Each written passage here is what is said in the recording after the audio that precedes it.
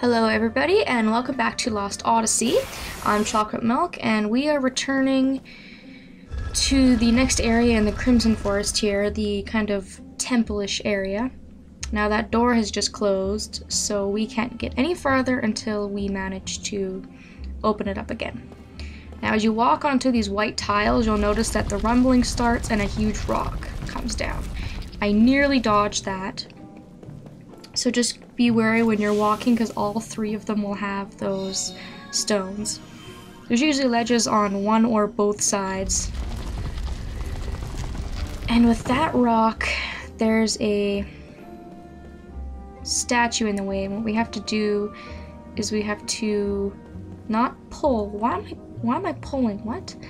We have to push it over to the northern side and get it out of the way. And it'll turn red. There we go. So I'm gonna step on the top here. And the rock will come all the way down and our door will open. Crash. So that was very easily figured out. And the good news is also that once those are all taken care of, the gates close up and we don't have to worry about rocks at all anymore. So we can walk anywhere we please. I'm gonna go to the far right over here and grab this chest. That's missable if we don't look carefully. And then go into the room to the north of here, because there's also some missable stuff. We can pick up two crystal fragments. This is back in the chamber of stone tablets, but we couldn't get here before because there was a block in the way, or like a piece of statue or something. Yeah, that thing, a pillar. So that's about it for that room. We're getting very close to being done with all the crystal fragments. I think we've only got about 2 or 3 more to grab. So now we can go down to the central area where the rock exploded. And on both of the sides, I'm going to pick up these crystal fragments first. There's one there, and there's the other one over there. That one's easy to miss because the camera angle makes it easy for you to miss it, so don't forget to pick it up. And pick up the chest for the spell Curse that your mages can use. Now on either side, you're going to have these golems, and they're going to hit their arms on the ground. You don't have to fight them if you can manage to avoid them. If you get hit right in the middle of them hitting their arms on the ground, then you'll have to face them. And they pretty much keep respawning forever, so if you don't want to fight them, you just avoid them. If you do, then you can fight them. They're worth good experience, but it's overly not really all that worth it. They have a lot of HP and stuff like that. So it's totally up to you. I'm just avoiding them for video's sake to get this done and out of the way as quickly as I can. It's kind of a slow moving process though, because you have to go in between each arm swing. And we get a slot seed for our immortals, so we can use those. I think I have a pretty good collection of those by now. And that's it for this area. We've collected all of our crystal fragments, so you're just going to want to save and use the blue restore point, and then head to the final area, which is the altar of the abyss.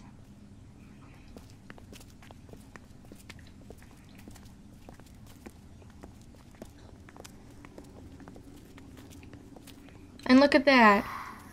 We found who we came for, except he doesn't look all that normal. In fact, he looks a little possessed, if I do say so myself. Wow.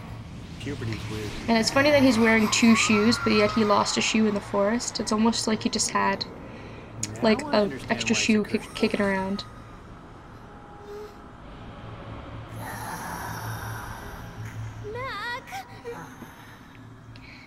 And she is stupid.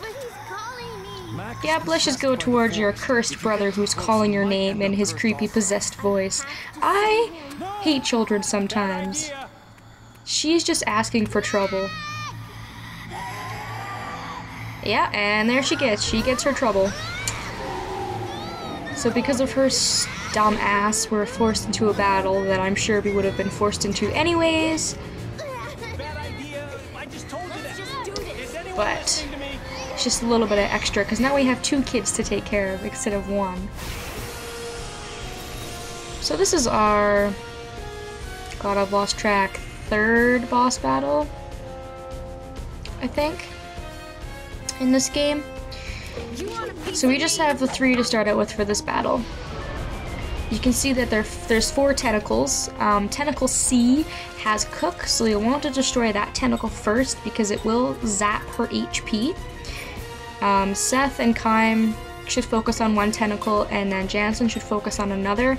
Jansen will be able to destroy a tentacle in 2 turns, usually, and since my characters are level 50, my immortals, they'll be able to take out a tentacle in 1 turn. So when Tentacle C disappears, you'll see that it lets go of Cook.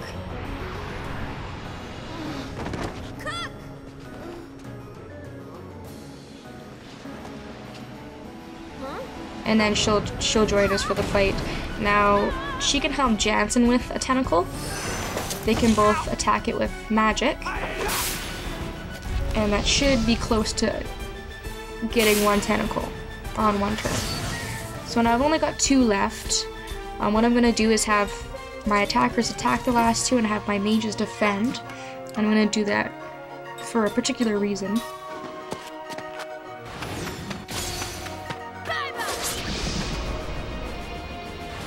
Alright, so all the tentacles are gone.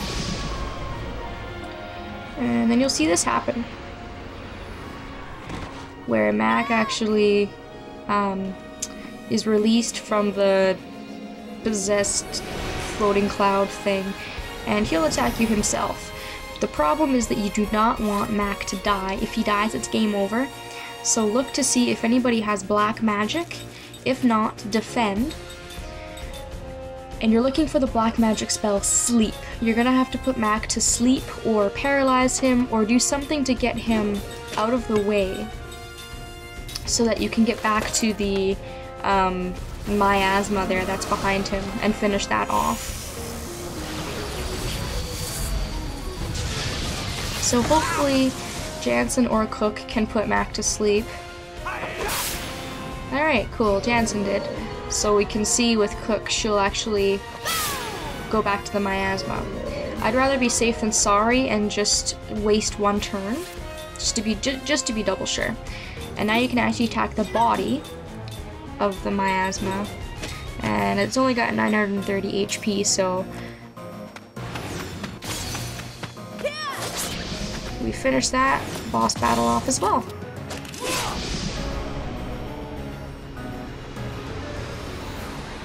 And it releases Mac. Poor little guy.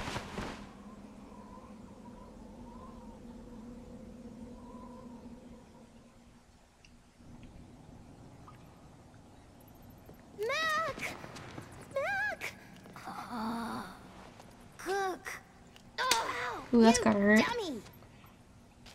Sorry. Don't you know how sad it would have made Mom if you died? Yeah, I know. Why'd you go alone? How come you didn't tell me? Because, Cook, you're always so cranky when someone wakes you up. Sounds like me. I'm like, get away from me! Sorry, but still. I wanted to show Mom those flowers. I thought if I came here, I could meet her. I wanted to talk to her. You can't do that.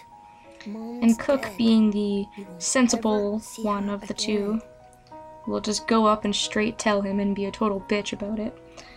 Probably gonna make him cry again. Tell me, Kyle, when someone dies, what happens to their soul? Do you know? You lived a long time. Haven't you ever seen anything? No, I haven't. When people die, they just go away. If there's any place a soul would go, It's in your memories. People you remember are with you forever. Lyrum will continue to live on in our memories. And that's a good thing, right? Again with the memories. Underlining theme of this whole game. Let's return these flowers to where they belong. Or not. The flowers are angry. You've disrupted them. I don't know. It feels different than the spirit that attacked Mac. Well, not to me. The other one felt evil. But this is different. It's warm, tender. It's almost tranquil. That's a pretty violent, tranquil wind, I gotta say. That's like a big gust of wind that like knocks you over when it's really windy outside. I hate wind.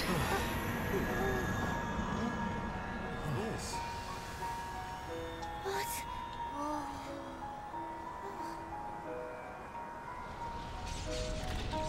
And oh god, it's a vicious plant. Or maybe not.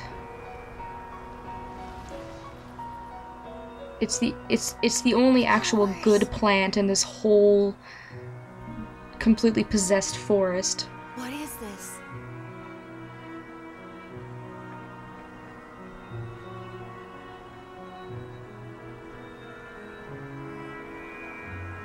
Made everything really pretty. Look at all those nice flowers.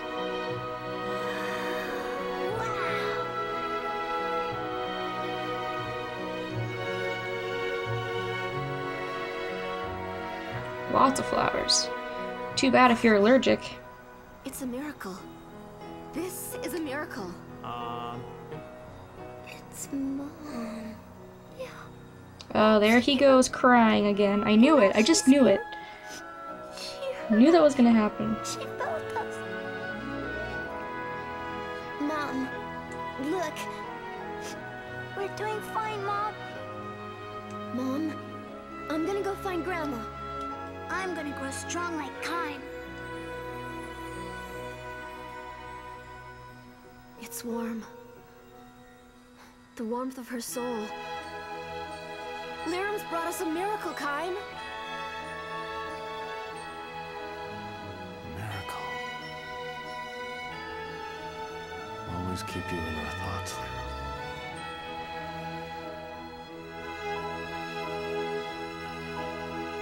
Very nice atmosphere after such a long and treacherous set of events for all of our characters. Kind of almost looks like they're given hope, which is always a nice thing to have. And they look very happy.